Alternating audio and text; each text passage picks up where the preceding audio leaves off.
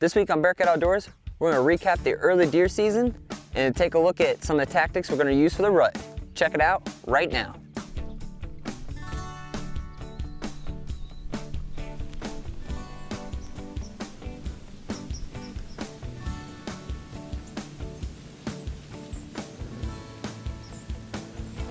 It's October 29th and I got deer moving around everywhere.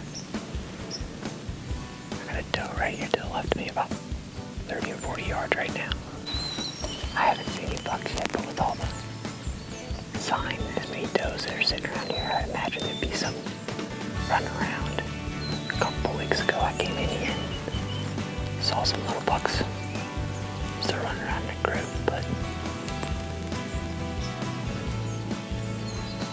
it's a nice cool morning. Rut should be kicking off any time now.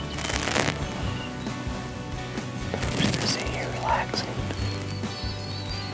Hopefully I get an opportunity to buck and get one on the ground.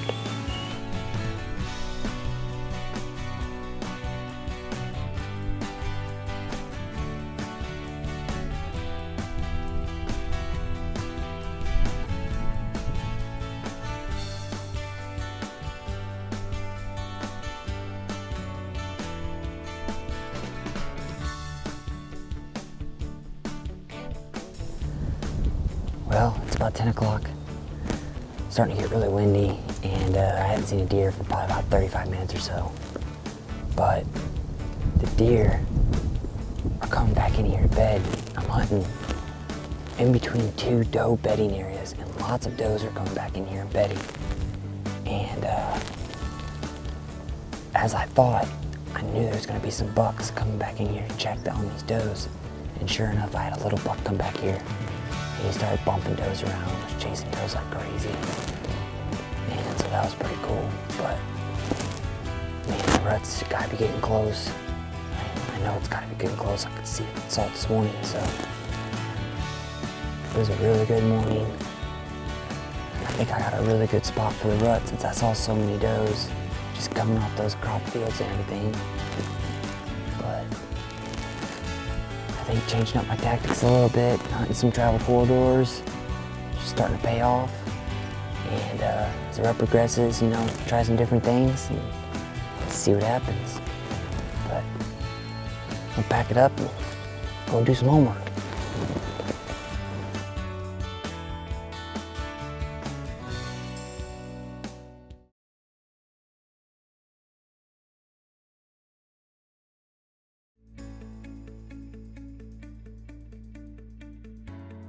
Throughout the season, the tactics that we use as hunters will change as the season progresses.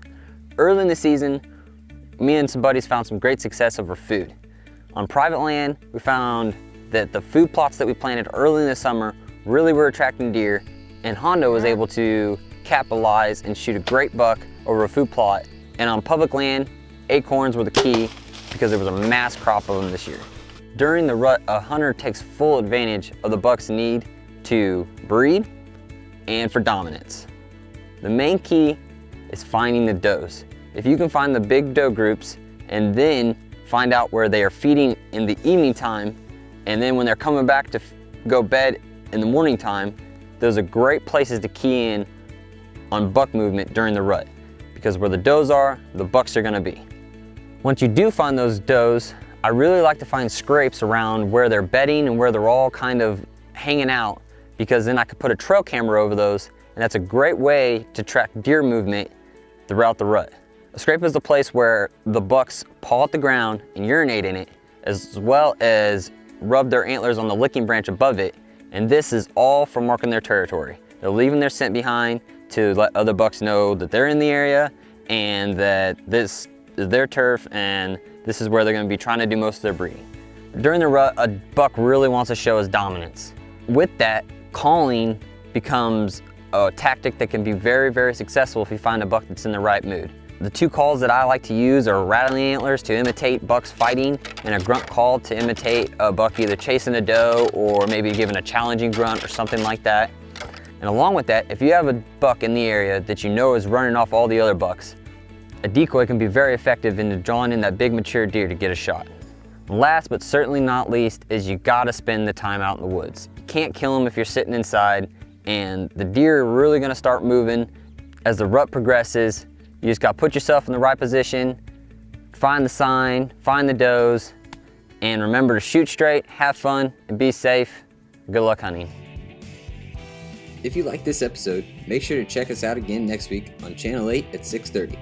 For more Bearcat Outdoors or any other show on KNWT Channel 8, follow us on Instagram, Twitter, our YouTube channel, and our Facebook page at KNWT Channel 8 for current and past shows. This is Bearcat Outdoors. We will see you next week, and stay tuned for amazing things up next.